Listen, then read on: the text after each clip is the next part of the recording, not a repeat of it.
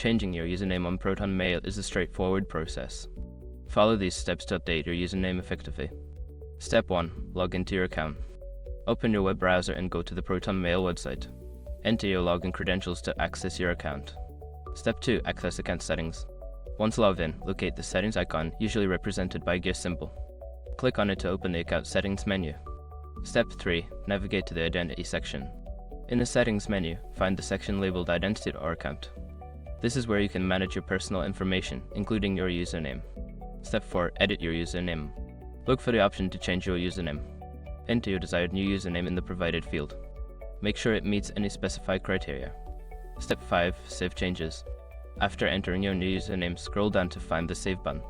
Click it to apply your changes. You may need to confirm your new username via email or a verification process.